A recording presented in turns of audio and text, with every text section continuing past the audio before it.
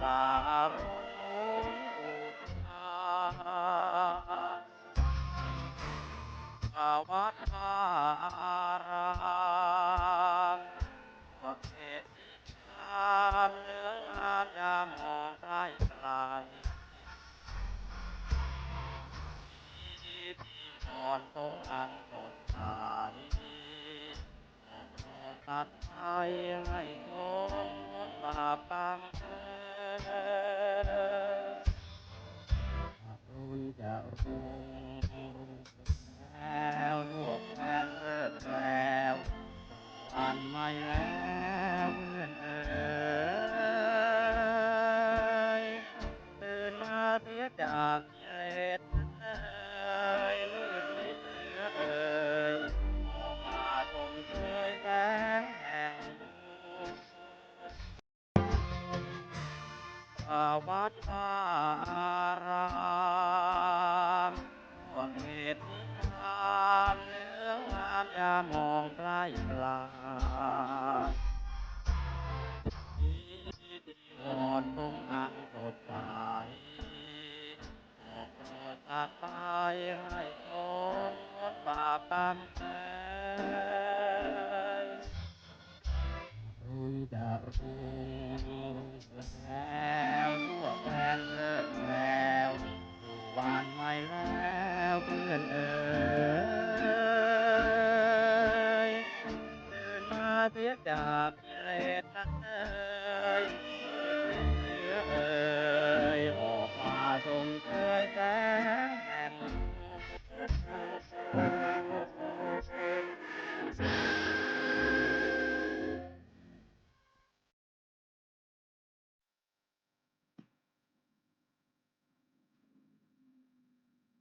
เจริญพรท่านสาธุชนทั้งหลาย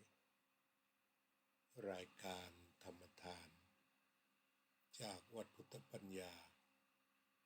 เมืองพอมโนารัฐแคลิฟอร์เนียประเทศสหรัฐอเมริกาวันนี้11เมษายนพุทธศักราช2561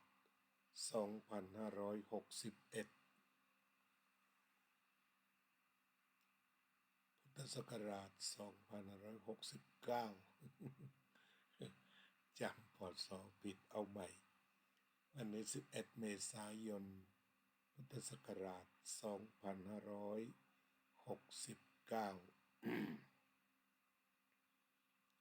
อาตมาเพิ่งเดินทางมาจากประเทศไทยเมื่อวานนี้ถึงวัดเวลา2 ทุ่มตรง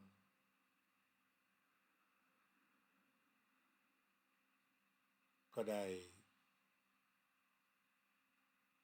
พักผ่อนตามสมควรแต่ก็เจ็ตแลก นอนไม่ค่อยต่อเนื่องเท่าไหร่สักตี 4ก็ตื่นขึ้นมาทำโน่นทำนี้ เลยกลับมาดูโปรแกรม OBS ซึ่งหยุดใช้ไปตั้งแต่เดือนธันวาคมก็เลยนำมาใช้ในช่วงนี้ก็เช็คเสียงเช็คภาพชัดเจนดีไหมโดยเฉพาะเสียงเพราะว่าถ้าเปิดเสียงอีกเครื่องหนึ่งดังตรงนี้มันจะก้องเข้าไป แต่ตอนนี้ก็เป็นนั้นว่าญาติโยมก็น่าจะได้ยินนะน่าจะได้ยินชัดเจนถ้าขัดข้องประการใดก็รายงานกันเข้ามาการเดินทางสะดวกข้าวของต่างๆซึ่งส่วนมากก็จะเป็นของแห้งๆเพื่อการทำอาหาร แก่ญาติโยมที่มากันที่วัดแบ่งสรรปันส่วนกันไปก็ผ่านด้วยดีทุกสิ่งทุกประการชัดเจนเนาะโยมกัลยาวงศ์ทิพย์คงคาโยมประพันธ์วงศ์พาณิชย์โยมมุนทาทุสังโยมพิมพ์ชนก สวรคุณก็ขอขอบคุณจัดรายการปุ๊บก็เข้ากันมา วันนี้ก็คงจะคุยกันนิดหน่อยอาตมาถึงอากาศเปลี่ยนเพราะอยู่ทางเมืองไทยร้อน พอลงเครื่องก็หนาวเลยและได้ทราบว่าพรุ่งนี้ถึงกับมีฝนร่างกายเขาคงจะต้องต้อนรับความเปลี่ยนแปลง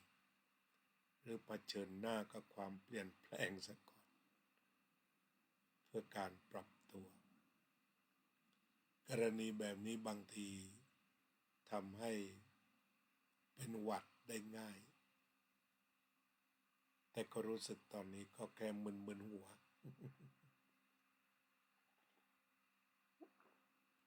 ก็คงจะนั่งฉันน้ำซะก่อน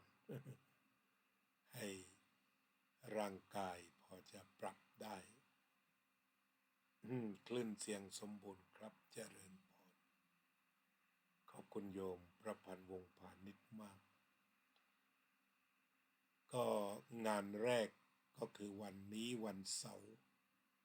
ตามเวลาท้องถิ่นของประเทศสหรัฐอเมริกาวันเสาร์เวลา6:19 นาทีวันพรุ่งนี้12 เมษายนถึงแม้จะไม่13แต่พี่น้องชาววัดพุทธปัญญาก็ได้นัดหมายว่าเอาละวันพรุ่งนี้จะเป็นวันสงกรานต์ประจำปีเมื่อพูดถึงวันสงกรานต์หรือวันปีใหม่ไทยแบบนี้ไม่ว่าที่ไหนก็ตามก็ทำกันโดยทั่วไปโดยเฉพาะในสหรัฐอเมริกาซึ่งจะไปจับวันอาทิตย์เพราะเป็นวันว่างงานของพี่น้องทุกท่านจึงมักจะชนกัน ทางวัดพุทธปัญญาก็ถือว่าทำวันสงกรานต์แบบครอบครัวใครที่รู้สึกคิดถึงวัดผูกพันวัดมีพี่น้องที่เรียกว่าญาติธรรมที่วัดซึ่งรวมทั้งทุกชาติทุกศาสนาทุกภาคของไทยใครจะมาที่วัดพุทธปัญญาก็ถือว่าเป็นวันรวมญาติรวมพี่รวมน้องพิธีการก็เหมือนเดิมทำวัดเช้าสวดมนต์กันนั่งสมาธิก็เป็นไปได้10 โมงให้มารวมตัวกันให้ได้เพราะว่าบางคราวญาติโยมชอบสวดมนต์แต่ว่าสวดยาวไม่ได้เพราะเวลาจะบีบไปถึงบิณฑบาตอะไรต่างๆมันน้อยไปหมดเลยญาติโยมก็จะมาฮือกันตอน11 โมงถ้าเป็นไปได้ ว่างสักวันหนึ่ง10 โมงมาพร้อมกันก็เริ่มทำวัดสวดมนต์ทำสมาธิก็มาทำบุญพิเศษเราก็ทำแบบนี้ตามทิศทางนี้สิ่งที่จะต้องบอกกันทุกครั้งเวลาวัดพุทธปัญญามีงานก็คือให้นำอาหารกันมาทำบุญถวายสังฆทานปีนี้มีพระทั้ง3 วัดทั้งวัดพุทธปัญญาวัดทุ่งเศรษฐีวัดพระธาตุพนมอเมริกาอันเป็นวัดในเครือข่ายที่มาทำอุโบสถสังฆกรรมด้วยกันท่านว่างก็เมตตามางานที่วัดพุทธปัญญาเป็นแต่ว่าจะมีการตักบาตรทำบุญ8 รูปตักบาตรพระ8 รูปวันเราง่ายๆก็คือว่าเตรียมข้าวมาสัก10 ช้อนตักให้พระรูปละ1 ช้อนเล็ก 8 รูปแล้วโยมก็กินเองสัก2 ช้อนแล้วก็ทานของอื่นด้วย ส่วนอาหารการรับประทานก็นำมาตามที่เห็นสมควรมีอะไรก็นำสิ่งนั้นมาแบบสบายๆพอมารวมตัวกันก็กลายเป็นโต๊ะขนาดใหญ่ก็สามารถรับทานอาหารกันได้รับทานอาหารเสร็จถ้าเหลือก็แบ่งปันกลับบ้านกันไปการรดน้ำผู้สูงอายุก็จะทำช่วงบ่ายหลังจากรับประทานอาหารเสร็จก็ตีซะว่าบ่ายโมงแต่เนื่องจากมีพยากรณ์อากาศว่าฝนลง 95%ก็จะต้องปรับที่ซะหน่อยถ้าไม่เช่นนั้นละสบายที่สุดเลยท่านดร.พระมหานรินทร์แม่งานใหญ่ก็จะปรับที่ทำอยู่ในศาลาโปร่งใจก็เราจะมีภาคร่มหลังคาแล้วก็มีทั้งภาคร่มไม้แต่ถ้าฝนลงหนักเราก็จะต้องอยู่กันในหลังคาไม่ค่อยกว้างนะก็เป็นนั้นว่าศรัทธาแล้วก็มาฝนตกเปียกก็ไม่เป็นไรถือว่าเทวดารดน้ำด้วยก็แล้วกันอันนี้ก็พูดคุยนัดหมายงานสงกรานต์ของวัดพุทธปัญญาหลักธรรมสงกรานต์ก็คือมาเป็นมิตรเป็นสหายมากระชับมิตรภาพหลักธรรมจึงมีเมตตากายกรรมเมตตาวจีกรรมเมตตามโนกรรมโยมสุนิตวงศ์สุเทพเมตตากายกรรมเมตตาวจีกรรมเมตตามโนกรรมหลักธรรมสงกรานต์ก็คือมากันด้วยเมตตาฉะนั้นการแสดงออกก็คือนำข้าวปลาอาหารของหวานผลไม้มาแบ่งสรรปันส่วนกันรับประทานหลังถวายสังฆทานแล้วใครคิดจะทำขนมอะไรแปลกๆก็ทำกันมาคนละนิดคนละหน่อยรวมแล้วเยอะมันเป็นวันสามัคคีเมตตาวจีกรรมพูดจาไพเราะเป็นมิตรภาพกันเมตตามโนกรรมหวังดีต่อกัน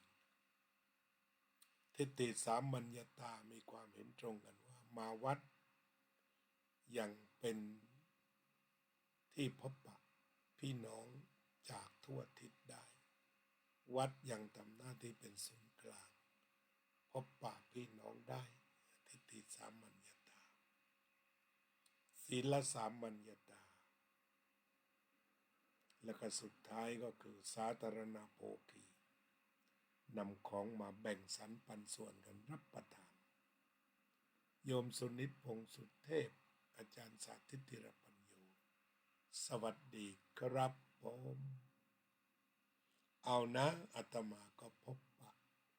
พี่น้องแจ้งงานฟังธรรมะสั้นๆซะก่อนเดี๋ยวจะเดินปรับตัวให้มันร้อนสักนิดหนึ่งเพื่อที่จะต่อสู้กับความหนาวถ้าเกิดไม่อย่างนั้นก็จะปรับเจอหวัดได้เหมือนกันก็ลองต่อสู้ดูไปสักระยะหนึ่งเช่นเคยทำสมาธิสัก2 นาทีก่อนจะแผ่เมตตา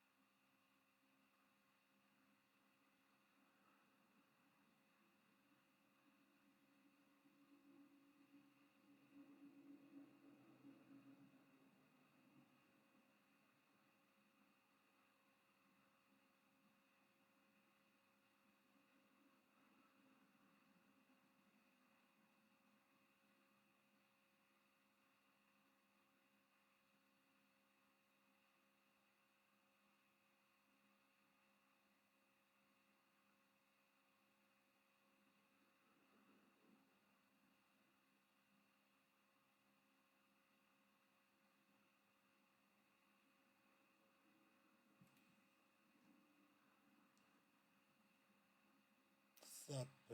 สัตตาสัตว์ทั้งหลายที่เป็นเพื่อนทุกข์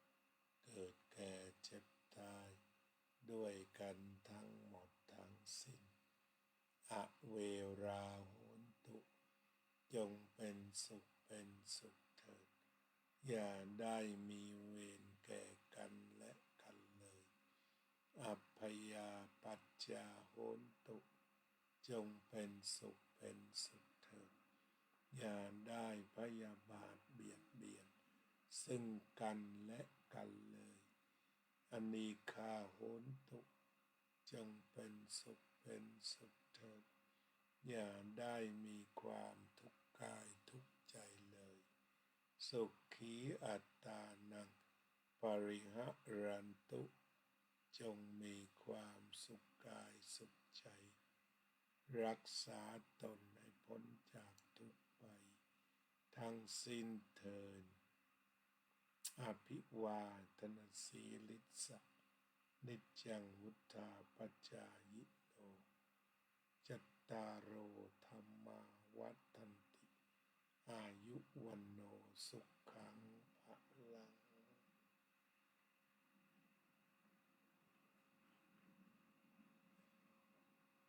ก็ขอขอบคุณทุกท่านโยมบัวผานน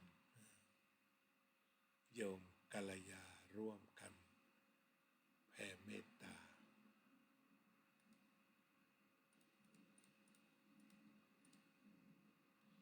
ขอความสุขสงบเย็นจงบังเกิดขึ้นแก่ท่านสาธุชนทุกท่านเถิด